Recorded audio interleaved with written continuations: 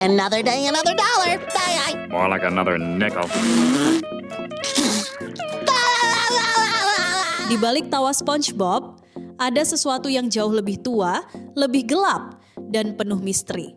Tempat ini pernah diguncang oleh bom paling mematikan yang pernah diledakkan manusia.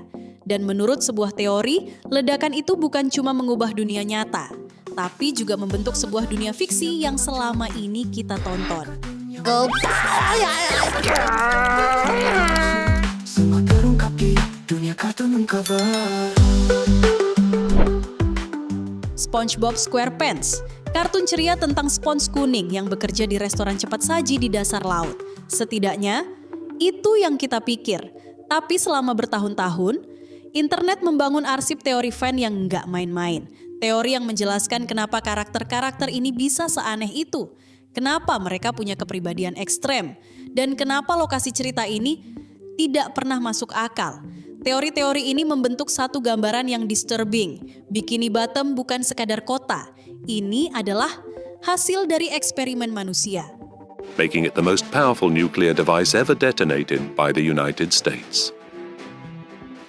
The explosion's mushroom cloud stretched 40 kilometers into the sky, dispersing nuclear fallout across thousands of square kilometers in the Pacific.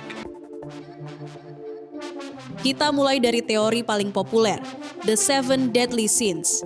Teori ini bilang bahwa setiap sahabat SpongeBob sebenarnya mewakili satu dosa mematikan. Sandy bangga pada asalnya dari Texas, bangga dengan ilmiahnya, dan bangga dengan kekuatannya.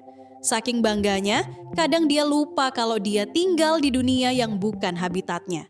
Kalau dosa ini punya poster, Mr. Krabs adalah modelnya. Dia nggak peduli apapun selama ada uang, bahkan nyawa orang selagi masih menghasilkan uang. Lust di sini bukan seksual, tapi obsesi terhadap perhatian lawan jenis. Pearl pecinta boy band, cowok-cowok selebriti, dan selalu kehilangan akal kalau ketemu idolanya. Plankton bukan cuma mau formula Krabby Patty. Dia iri dengan seluruh hidup Krabs, kesuksesan, restoran, bahkan keluarga. Mrs. Puff sering digambarkan sebagai pecinta makanan berat, kue coklat, pasta, dan bentuk tubuhnya. Ya, cukup mewakili. Marah pada hidup, pekerjaan, tetangga, lingkungan, bahkan oksigen di Bikini Bottom, Patrick literally tinggal di bawah batu dan menghabiskan hidup dengan tidur. Teori ini sempat dibantah oleh Tom Kenny, pengisi suara SpongeBob. Tapi internet tidak pernah benar-benar berhenti percaya. Ini teori yang mengubah segalanya, The Nuclear Testing Theory. Ini sebenarnya udah pernah dibahas. Teori lengkapnya ada di sini ya, tonton ini dulu sampai habis baru ke situ. Kita ringkas aja ya di sini. Lokasi SpongeBob bernama Bikini Bottom. Dan tepat di atasnya, di permukaan, ada sebuah pulau bernama Bikini Atoll. Tempat Amerika Serikat meledakkan bom nuklir berkekuatan besar. Bom itu memutihkan karang, memusnahkan ekosistem, dan memuntahkan radiasi ke seluruh lautan.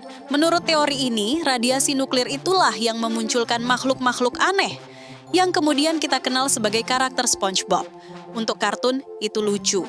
Untuk teori, itu disturbing.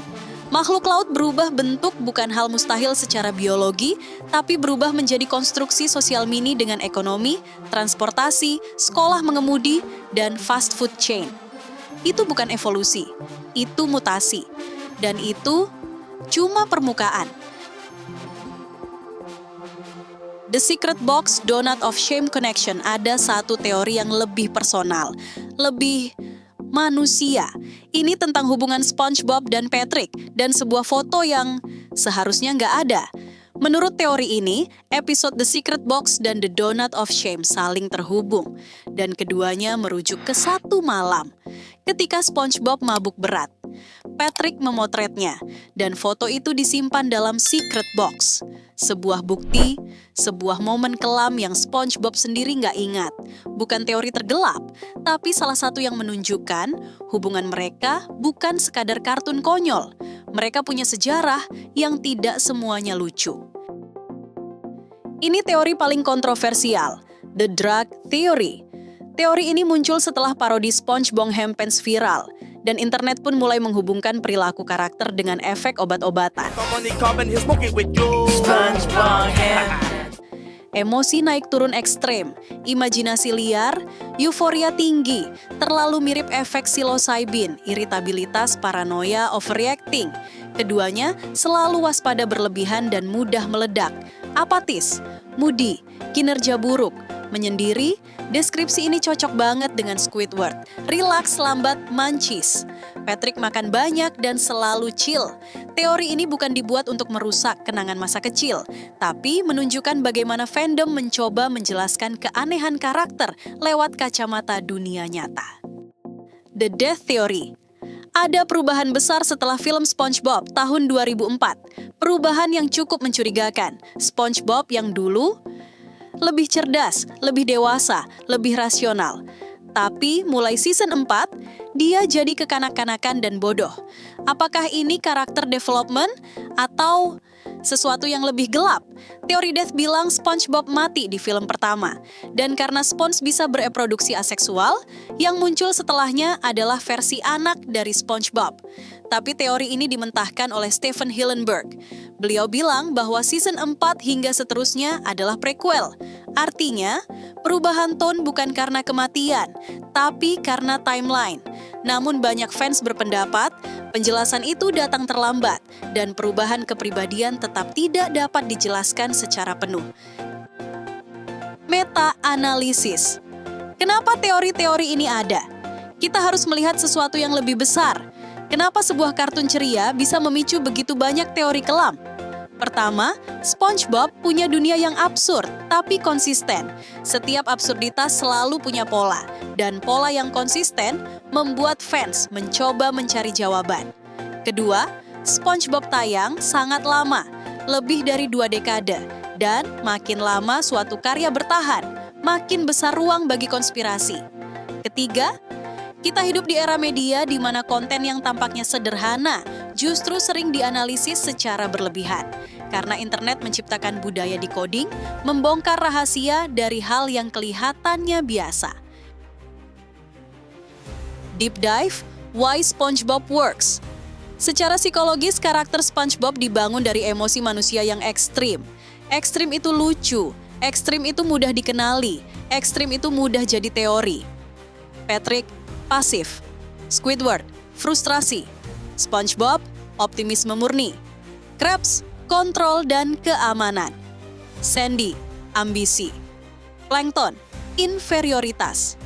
Ketika manusia melihat pola ekstrem, otak kita mencoba mencari penyebab. Di sanalah teori-teori ini lahir. Closing, what's real, what's not. Faktanya, tidak ada satupun teori ini yang 100% benar, tapi tidak ada juga yang benar-benar salah. Teori-teori ini bukan tentang SpongeBob saja, ini tentang kita, tentang bagaimana manusia mencoba memahami dunia, bahkan ketika dunia itu kartun yang absurd. Dan di balik tawa SpongeBob yang riang, ada cermin besar tentang kecacatan, keinginan, dan ketakutan manusia. Kita mungkin tidak akan pernah tahu jawaban yang sebenarnya, tapi satu hal pasti, Bikini Bottom tidak sesederhana kelihatannya. Ini adalah file investigasi SpongeBob, sebuah perjalanan ke teori-teori yang selama ini disembunyikan di balik tawa kartun. Sampai jumpa di investigasi berikutnya.